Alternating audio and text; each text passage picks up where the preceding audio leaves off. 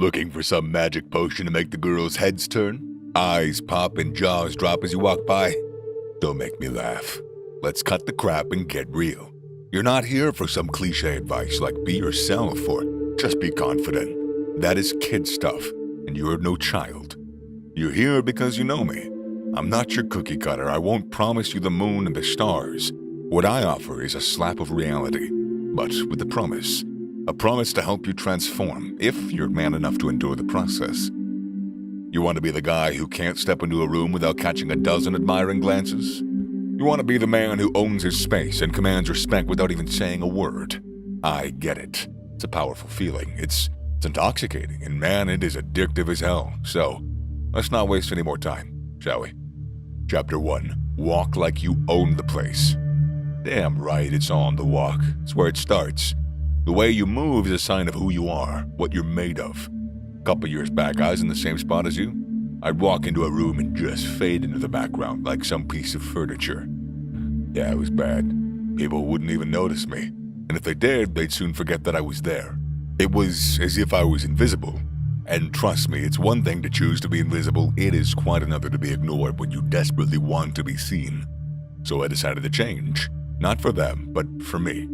I looked around, I observed people, the ones who could own a room just by stepping into it. I studied them, got my notepad out. Not quite, but I did analyze their moves. I realized it wasn't about pace or about stride. It wasn't about posture or the swing. It was about the confidence, the absolute conviction they had in themselves. You see, they looked like they knew who they were.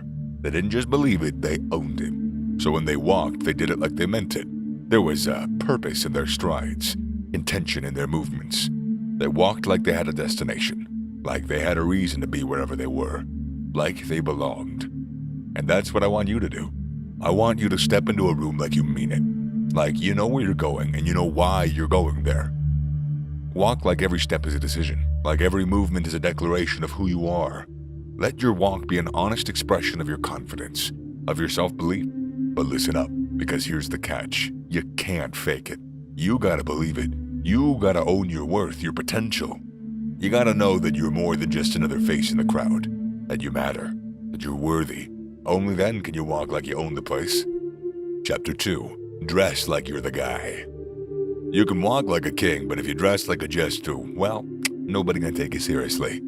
The truth is in the threads. So, let's talk about your clothes. Gucci or Armani won't do you any favors, brother. Neither am I saying that you need to suit up like Barney Stinson every damn day. But the way that you dress, it tells a story. And trust me, you want to be the one writing that story, not some half-assed fashion trends.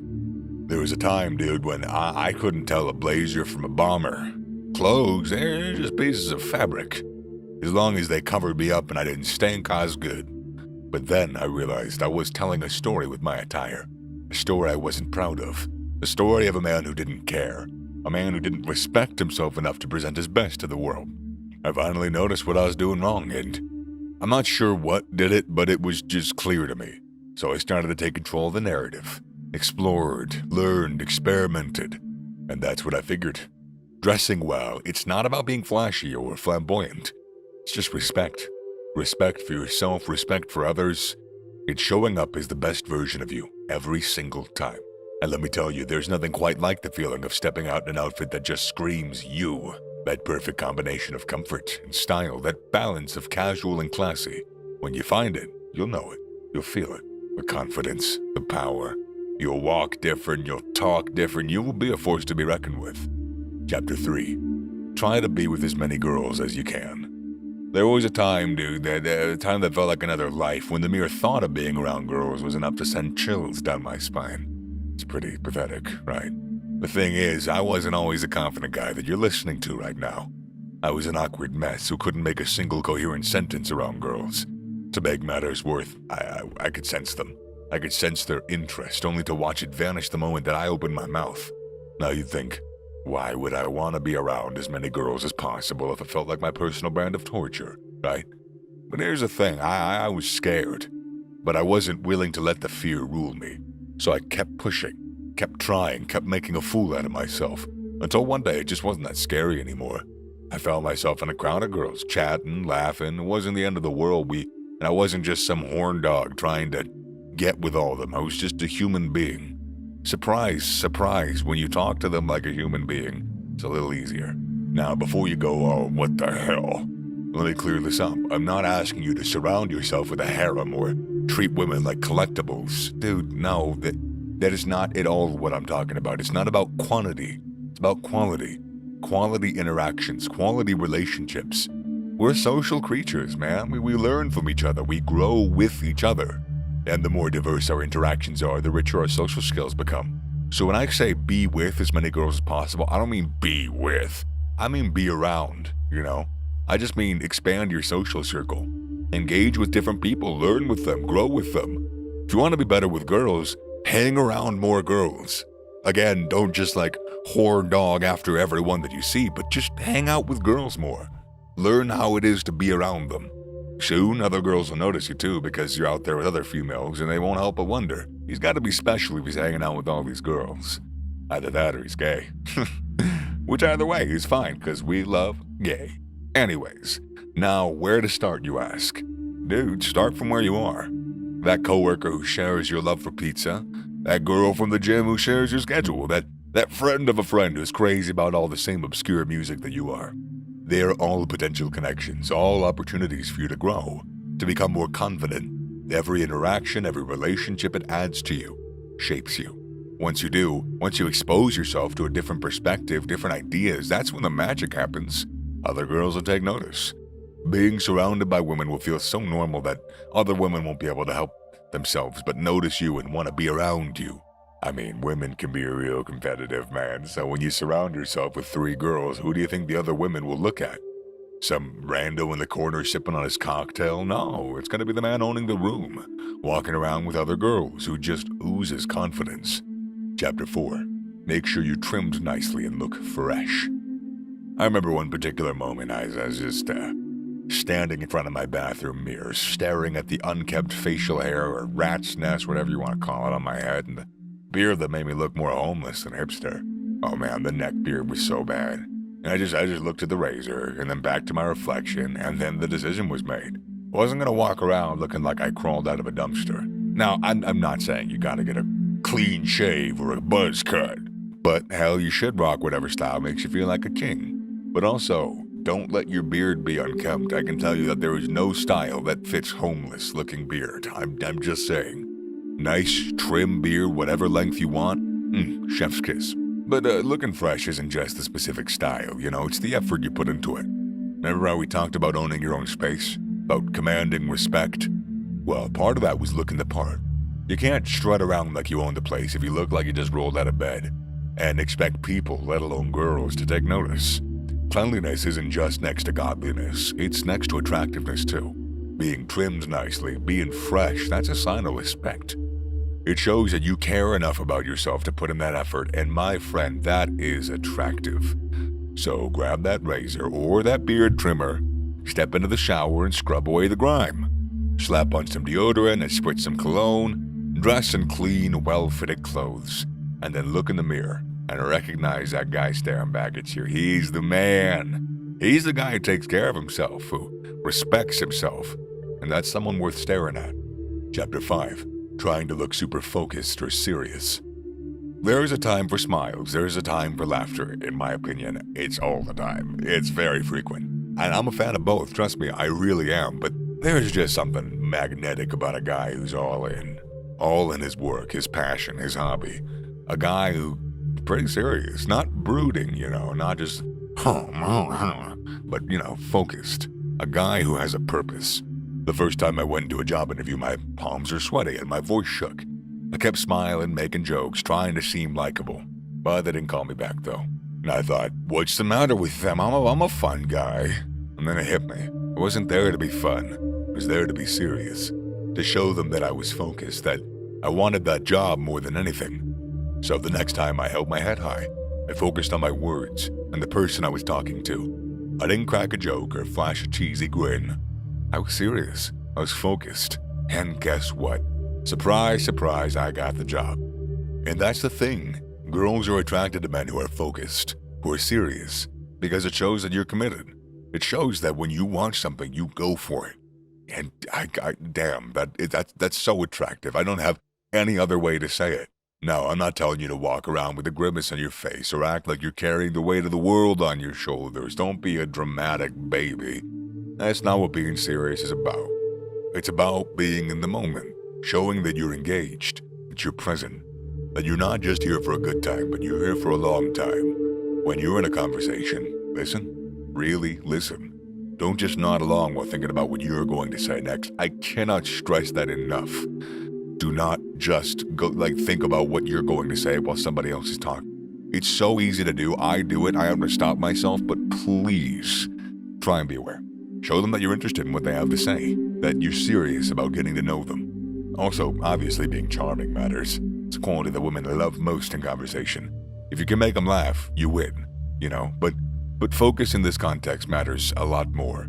When you're working on something, don't let distractions pull you away. Stay focused. Show them that when your mind is set to something, you see it through to the end. Now, with all that in mind, you think you got what it takes to apply them to your life?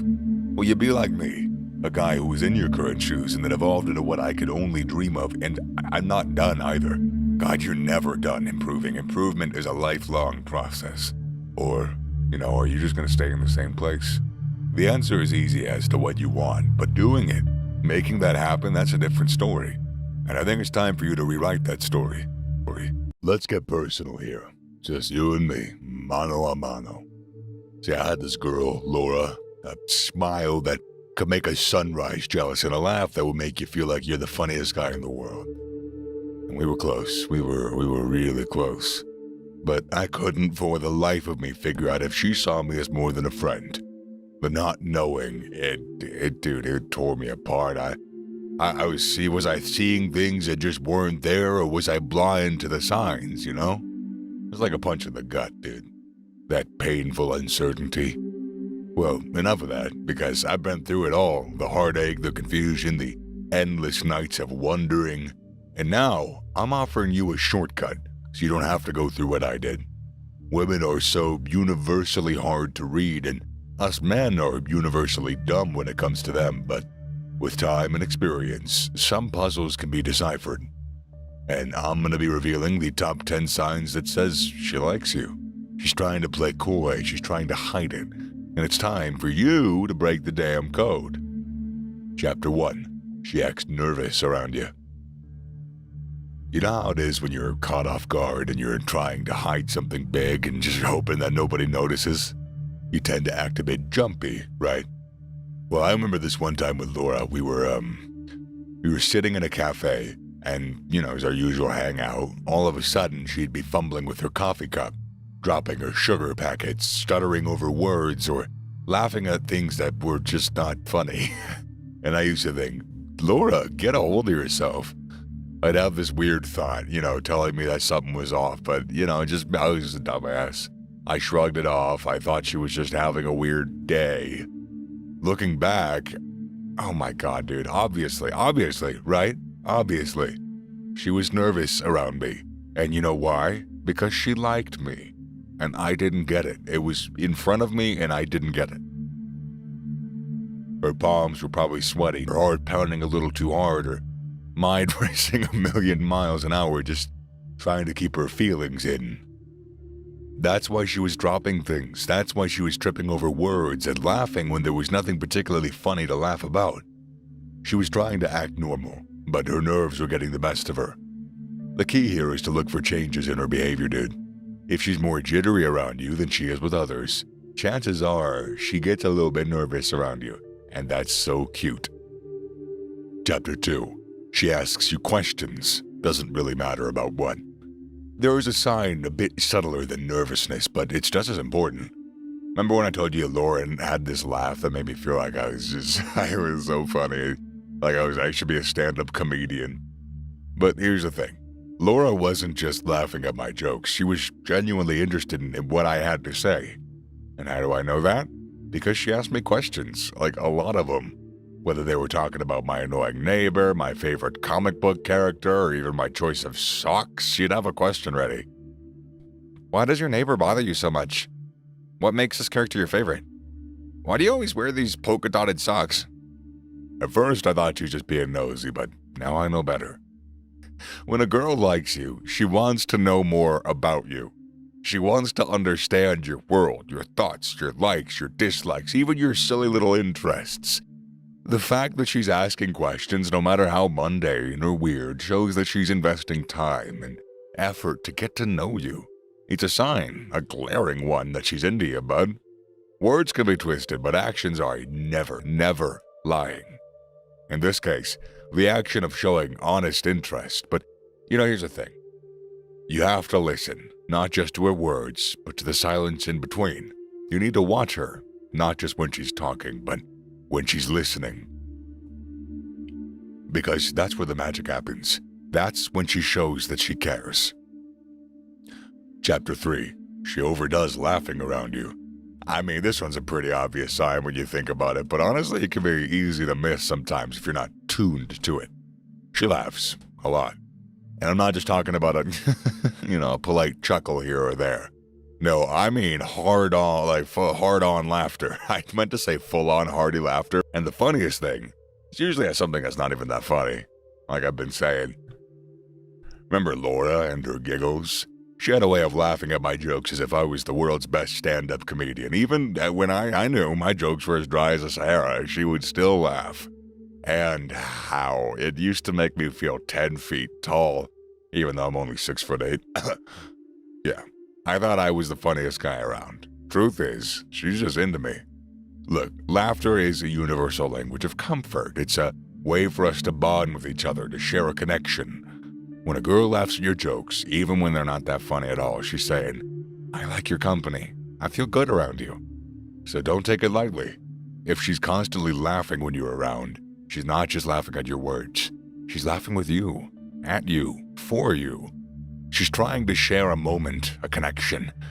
And that, my friend, is something special. Chapter 4. She mirrors your behavior. Now, here's where things get a bit more complicated, but stay with me here. We're talking about mirroring behavior. It's a little trick our brains pull out without even knowing half the time. I only noticed it with Laura after I understood what it was. And here's how it goes. One day, we're hanging out at our usual eating place, and I lean back and stretch my arms, and next thing I know, Laura's doing the same. I pick up my coffee cup, she picks up hers. I chuckle at a funny video on my phone, she chuckles too, she didn't even see it. It's like looking into a mirror, man. At first, I thought it was just a coincidence, but it happened too often to brush it off. And it turns out, when we like somebody, we subconsciously mirror their actions. It's a psychological thing to say, hey, we're alike, we get each other, It's an unspoken, invisible bond.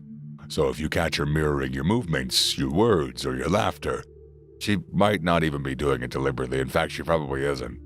Her brain is signaling that she is connected with you, that she likes you. And most of the time, she doesn't even realize she's doing it. But if you pay attention, brother, you may just notice how much she likes you. Chapter 5. She remembers things you said.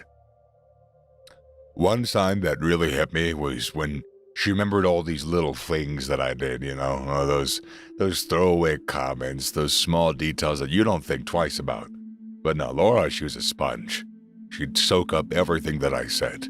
She'd bring it up weeks, months later sometimes. Not often months later, but she would bring it up relatively often. And I still remember this one time I casually mentioned my love for this weird, obscure indie band. It's not important. I won't say who they are. I didn't think much of it then. Fast forward a couple of weeks, and guess what she's humming? A tune from that band. I couldn't believe it. She remembered, and then she wanted to find it herself. It was nice. And that hit me right in the feels. When a woman remembers the small things that you've said, it means that you made an impact and she cares. Yeah, she's trying to ingratiate herself in, it's not totally it's not the most genuine thing to do, but it's really nice. And it's not, it's really thoughtful. She's letting you know that your words, your thoughts, your interests, they matter to her. If you notice her bringing up things from past conversations, especially the little things, pay attention. She's sending out a signal loud and clear, Chief. Chapter 6. She chooses to sit near you. You ever noticed how we have this strange tendency to gravitate towards people we like? It's like we're pulled by this invisible magnetic force. I've experienced this firsthand, and let me tell you, it's a dead giveaway. There was just one gathering with friends. Laura, who could have chosen to sit anywhere, sat right next to me. Sure, she could have just been looking for a place to rest her tired legs or weary feetsy doodles, but was it a coincidence that out of the 6 available seats, she chose the one right next to mine? I don't think so, dude. I'll put together the other signs I mentioned, and it wasn't a coincidence. When a woman chooses to sit near you, it can be her subtle way of saying she wants to be near you. She wants your company. She enjoys your presence. It might not seem like a big deal, but it's one of those little things that adds up. Chapter 7. She wants you to meet her friends. Now, get this straight, dude. Women don't just introduce anybody to their close friends. It's like being welcomed into a personal circle. When she starts inviting you into her circle, that's a sign, a big one. I still remember the day that Laura invited me to hang out with her friends. The surprise, the nervousness, it was all there. You see, women's friends are like her jury, right? They judge, they analyze, they approve, they disapprove. So, when she starts warning you to meet one of her friends, you're up for a review, you know? She wants you to know their opinion about you. And trust me, it's a big deal. I can't get over the day that she once met up with me after a night out with her friends, and we had this little conversation about how her friends approved of me. They even like me, and they wouldn't mind seeing me again. Chapter 8. She gets annoyed with the little things. Here's where it gets tricky. You see, it's easy to think, if she likes me, then why does she get annoyed? But think about it, man. Why do we get annoyed? It's because we care. With Laura, she'd get annoyed with the smallest things. For example, how I was always late. I thought she was just being naggy, but looking back, it's because she cared. When she's annoyed, it's because she's invested emotionally. No, I'm not going to say it purposely annoy her. No. What I'm saying is, if you see her getting slightly irritated at the things that you do, it's because she probably cares a bit too much. Don't mistake it for hate or disinterest. It's often the opposite. She cares, you know? Perspective, as they say. Chapter 9. She purposely avoids eye contact. A woman that can't maintain eye contact with you might be into you, but she also could just be shy or too nervous to show it. It's like she's trying to hide her feelings by avoiding your eyes. And man, that can be so cute, but so frustrating at the same time. Laura, for instance, she would look anywhere but my eyes whenever we were alone. It was like my gaze was a mirror and she didn't want to see her own reflections. And I didn't understand it at first. I thought she was disinterested, but over time, once I was too late, I saw it for what it was. It was her way of hiding that we were talking and she was falling for me, and she was scared of what that might mean. Chapter 10. She tries to impress you. Last but not least, if she's constantly trying to impress you, it's pretty clear she's into you, you know? Come on, dude. Whether it's by showing off her skills, talking about her achievements, whatever. With Laura, she would always try and match my love for rock music. Even though she was more into pop, she'd listen to all the rock bands that I liked, learn their lyrics, even come to concerts with me. She tried her best to impress me and share in my interests, which... I'm so stupid, but yeah, that's a sign, obviously. PSA for all you guys, jeez. The truth is, Laura and I weren't seeing each other anymore. Not because we stopped liking each other, no, but because we let these silent signs, these hidden feelings just slip, you know? Nothing came of them. We were both too scared to confront our feelings, to admit what was happening between us. We let fear and the questions of what if take over. Laura was incredible. She was a sunrise that I did not appreciate nearly enough. And I let her slip away because, well, I guess it's mutual because she also could have been direct with me. We slipped away from each other because I was too wrapped up trying to decode the signs instead of acting on them. And you know what? It still stings, so don't bring it up. I'll punch you. But I'm not telling you this to wallow in my sorrow. No, I'm sharing this with you because I want you to learn from my experience. I want you to see the signs, understand them, and have the courage to act on them. Don't let fear hold you back. Don't let uncertainty cloud your judgment.